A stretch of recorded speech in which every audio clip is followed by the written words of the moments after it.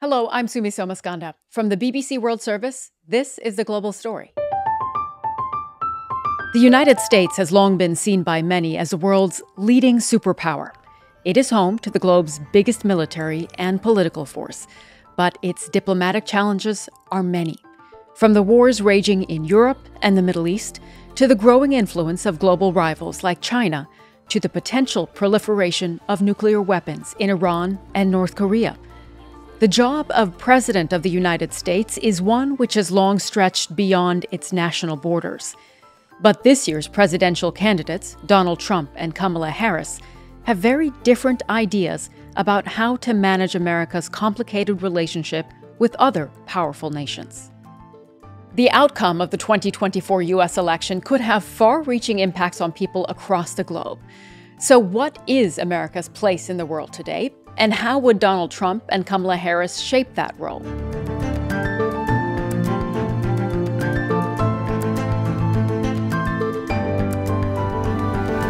Today, in the first of our special pre-election reports, I'm speaking with our chief international correspondent, Lise Doucette. Hi, Lise. Hello, Sumi. Really good to, well, not face-to-face, but at least speak to you down the line. Indeed. And we also have our diplomatic correspondent, James Landale. How are you, James? Very well, Sumi. Good to be here. Great to have you both. And I want to start with the fact that, many of our listeners will know you, our viewers will know you. You attend summits, you travel the world, you speak to diplomats, you speak to lawmakers.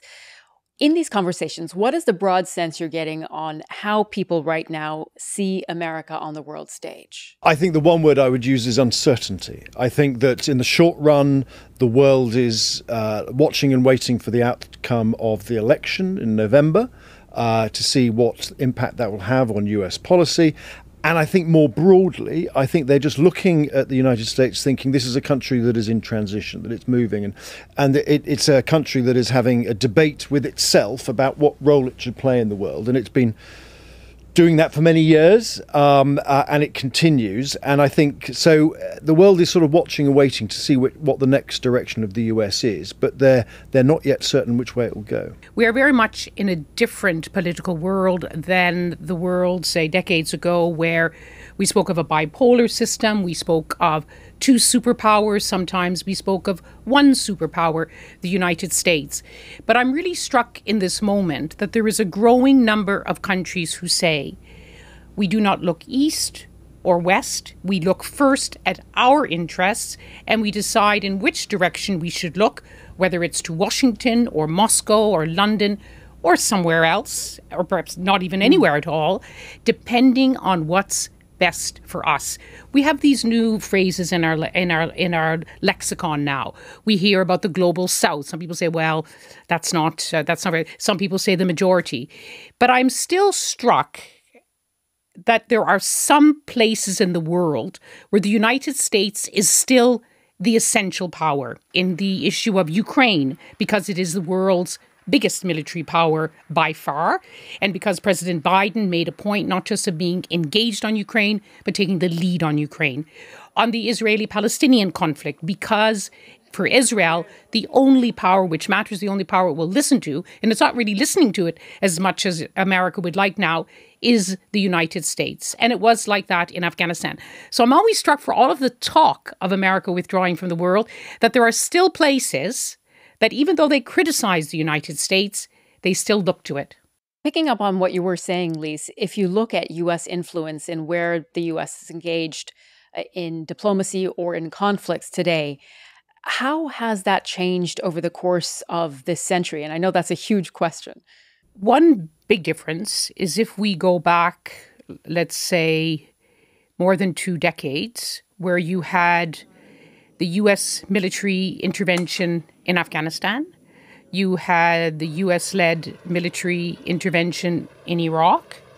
You had an intervention of a sort in Libya. But what we learned during, I think, in Barack Obama's time, is that even when you decide not to intervene, as was the case in Syria for the most part, with troops on the ground in a major military way, that the very act of not being involved has a major impact as well. Where is America's sphere of influence today? Starting with you, James, we've discussed Ukraine, Israel, Gaza, of course, but we all remember during the Obama administration the discussion about a pivot to Asia. So where do you see the U.S. influence still particularly present today? Well, let's just go through those particular cases. Ukraine is absolutely fundamental. I mean, if the United States had not supported Ukraine, Ukraine would now be Russian. We have to be very, very clear about that. The Europeans could have done something, but it is American military and economic force that has kept that country together alongside its own astonishing self-reliance, the courage of its own armed forces. But this aggression cannot go unanswered. If it did, the consequences for America would be much worse. America stands up to bullies. We stand up for freedom. This is who we are. If you have a sort of, what would the world be like without the United States? Ukraine would be Russian. Secondly, in the Middle East, in many ways, what we've seen during this conflict since October last year is a very stark limitation of American influence. And, there have been numerous occasions when the Israeli government have ignored an explicit, direct public request, command by the American government to do something, and they have chosen to do something different. So people talk about, how many times has Antony Blinken, the US Secretary of State, been ignored by his interlocutors. But that said, it is still the United States that is the country that is the convener, that brings people together, that actually, knocks people's heads together, keeps talks going. You have Tony Blinken on an almost sort of constant shuttle between all of these countries. And there are times when the Americans, by the deployment of military force, carrier fleets have been deployed in a way that has deterred action by Iran and its proxies. And so to that extent, the United States is playing influence there. You mentioned the Pacific. There it's much more subtle. This pivot to Asia is a much more untested ground, because ultimately it will be tested by what happens if or when there's some kind of Chinese move against Taiwan.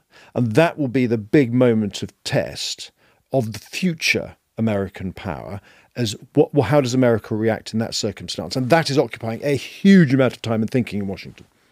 For Sumi, I love this phrase, pivot to Asia. As you say, we came up in Barack Obama's time because they became frustrated with these entanglements that never seemed to end, that seemed to drain American resources. They wanted to go places where things were happening, that things were getting better. Barack Obama wasn't able to fully pivot to Asia. President Trump couldn't, and President Biden couldn't. They keep being dragged back to the Middle East. And I think we have to say, so that our gaze is not just Western, because you began by asking how the world sees America. I think it is very clear that the Gaza war is going to have long-term consequences for America's place in the world. They like to take a moral high ground, that we are better than this. We are America. It's very hard now. Their critics are saying, don't you dare, get up on your pedestal. We've talked about the fact that for decades, really, the U.S. was known as a global policeman, and it is perhaps pulling away from that role a bit. But what impact does that have for some of these global institutions like NATO, like the United Nations? What is your sense, James? Look, I think the United States plays a key role in these organizations, but equally they know that they can't always rely on the United States. Let's take NATO, for example. I think whoever is elected, the trend is increasingly towards more pressure from the United States for the European members of NATO to do more, to spend on their own defence. But the crucial question, of course, is, does the United States change its own relationship in the future or not, depending on, who's elected? In terms of the United Nations, I mean, the UN and the US have had a quite prickly relationship over the years, particularly over the amount of money that the US pays to fund it, because in quite a few parts of the world, the United States thinks that the UN is almost acting against its own interests. And so I think, whoever is elected, I think that'll be an interesting one to watch. Look, it's very straightforward. If Donald Trump wins the election, it's highly likely he will once again pull the US out of the Paris Climate conventions. The United States will cease all implementation of the non-binding Paris Accord and the draconian financial and economic burdens the agreement imposes on our country. He will probably pull the US again out of the UN Human Rights Council as he did before. He could cut the cash he gives to the UN. I have told our negotiators that the United States will not pay more than 25% of the UN peacekeeping budget. When it comes to NATO, I think there's much more caution about that. He's sort of talked about sort of pulling out in the past, but I think nobody is expecting that as a likely outcome. But I think, more pressure on European members to spend more, I think is a definite, because that's something that Trump hails. He says that it was a policy success of his first presidency of actually persuading the Europeans to spend more, because the Europeans kind of agree they should, but some of them are more laggardly than others. Diplomacy, as our diplomatic correspondent knows all too well, is about substance, but it's also about symbolism and signaling. And while, to pick up on what James said, that Kamala Harris, whether it's Kamala Harris or Donald Trump, they may, in very different ways and with very different language, sort of keep insisting you have to pay more. You can't expect America to be, to pay for protecting you. But the way that they talk about these international institutions and whether they matter to America and whether America sees itself knit very much into the fabric of the international community is dramatically different.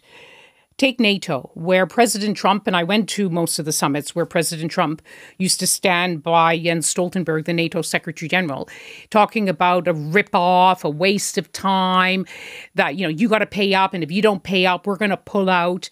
23 of the 28 member nations are still not paying what they should be paying and what they are supposed to be paying for their defense. This is not fair to the people and taxpayers of the United States.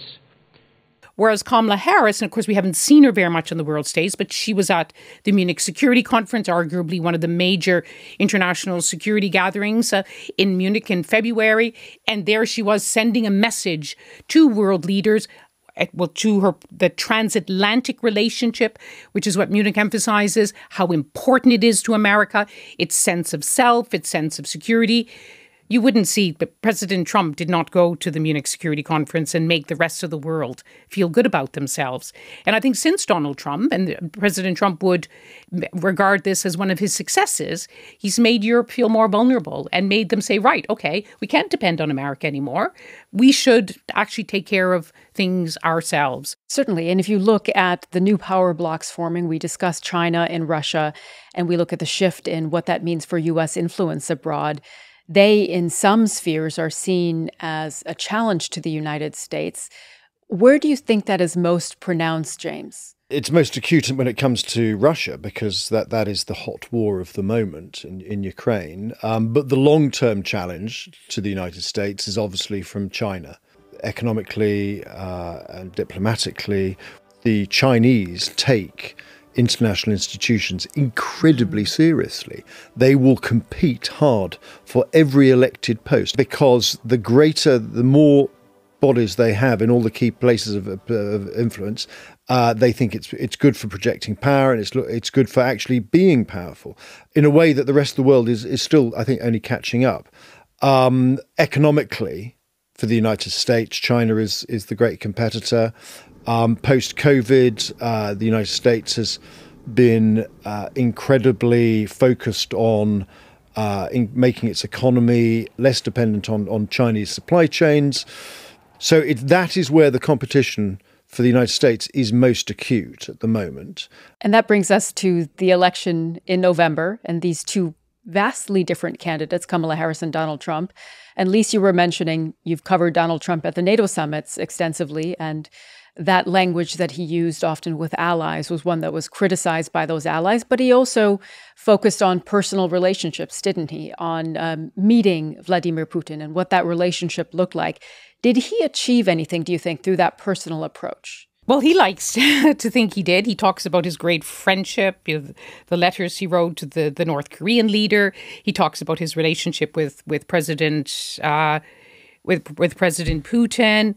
We saw it in the debate. How he said how world leaders, thought so much of him. How Viktor Orban, the Hungarian prime minister, said so much about him that was good. And President Trump's kind of diplomacy. I remember before he met the North Korean leader, it was said at the time, and you'll remember this, James, there was hardly any preparation, hardly any strategizing. It was going to be that President Trump would walk in the room and how he would magically be able to resolve one of the world's biggest problems. I just want to say that this is my honor. I didn't really expect it. We were in Japan for the G20. We came over and I said, hey, I'm over here. I want to call Chairman Kim. And we got to meet, and stepping across that line was a great honor. A lot of progress has been made.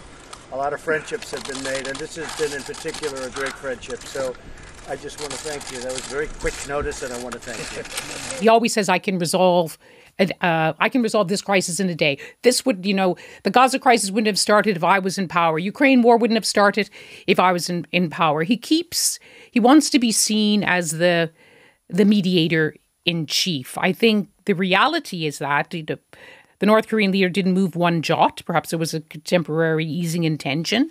Didn't move one jot away from nuclear weapons.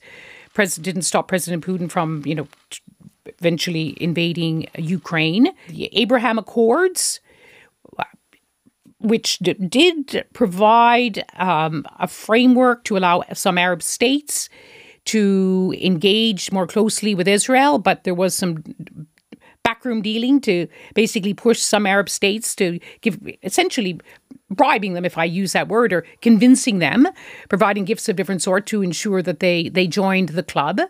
But it said that, they basically left out the Palestinians, and it's being cited as a reason why we are where we are today. It's possible that the Abraham Accords could be picked up again, but the world is in a much different place. I think Donald Trump will, if he's elected, will be as transactional as he was in his first term.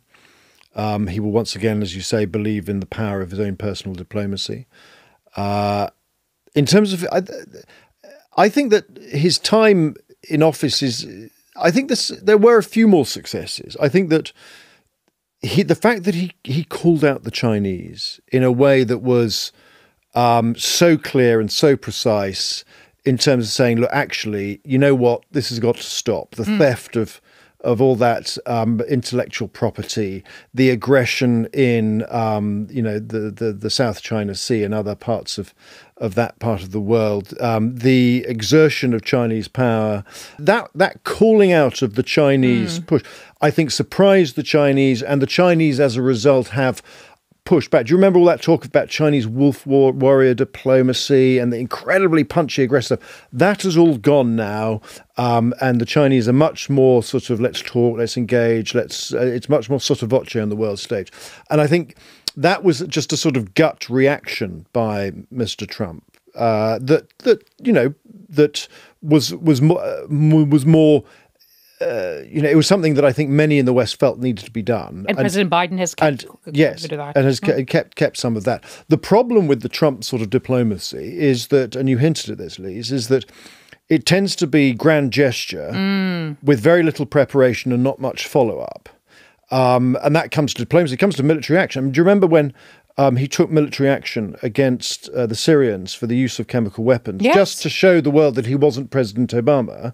But it was like a sort of one sort of strike, and then that was it, and there was no sort of follow up. And the mother of all bombs in Afghanistan, the mother of all bombs, the Moab, the mother of all bombs. But it was a sort of one-off sort of gesture, and it didn't send a message to the rest of the world because they didn't know, right, does this mean the United States is now more prepared to use military force than it had been before or not? Well, what have you then seen from Kamala Harris? Lise, you mentioned she was at the Munich Security Conference, but we haven't seen a really meaty policy proposal.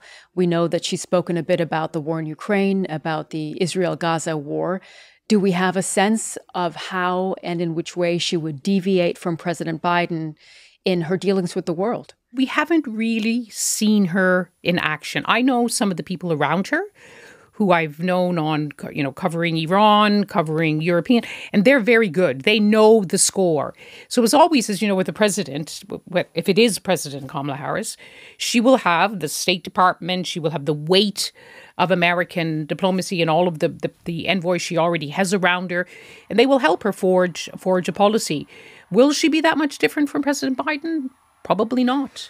But also President Biden had a lot more baked in. He loves to say that, he's got 50 years since being a senator. She won't have that. She won't have, baggage sounds a bit too pejorative. But when it comes to Israel, she won't have the same approach to Israel. We're already seeing that. President Biden is by his own, he's an avowed Zionist. And people say that has been part of how he, in fact, largely how he has approached Israel. She continues to say, I will have Israel's back. But it won't be the same as President Biden. They are very different people. And when it comes to world leaders, there is a whole superstructure around them. The weight of history, the weight of precedent, the weight of what the national interests are. But personality does play a role too. Yeah, no, I think that's absolutely right. I think the generational difference with Kamala Harris is important. The fact that she is a political leader who's come of age in the post-Cold War era. So it's not just that she's less of a sort of quote-unquote Zionist than the way Biden is, Less of a warrior, less of and Biden loves talking about, how he met Golda Meir and the conversations they had. And, there's none of that, which means that, yes, on Israel and the Middle East, Kamala Harris will support Israel, as all American presidents do, but I think she will be less sympathetic to some of the excesses of the military action. But the bottom line is, we don't know. We simply don't know how she is going to perform, because you don't know how any president's going to perform until they sort of get that, if she gets elected. But also because there's just a sort of big gap. She's not making big policy pledges on foreign policy, even though, as you said, it was actually quite a large sort of subject area for the presidential debate for the contenders just the other week. They spent a lot of time talking about foreign affairs in an election that will be decided by domestic affairs. And that brings me to my last question perfectly, that I'll ask to both of you, Lise and James. Whether the U.S. wants to be more or less involved in the world, those events, Lise, is that something that you think is entirely up to the U.S.'s control?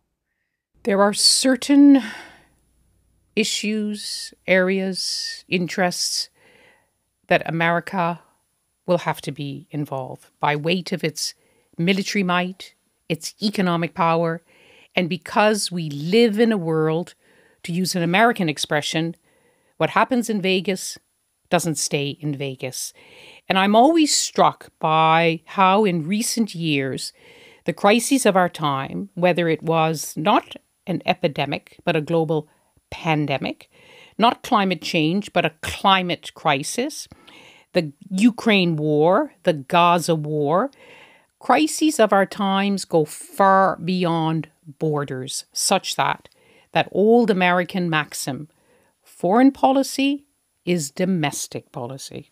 I think that the United States, as ever, will at times think that it can stay free, it can step this one out, it can look on the sides. But I think that ultimately, for me, I think what will drive American involvement in international affairs in the next 30, 40 years is going to be technology. The competition over technology is going to make sitting on the sidelines impossible for any country, but above all, the United States, that is still the world's most powerful country, plus or minus.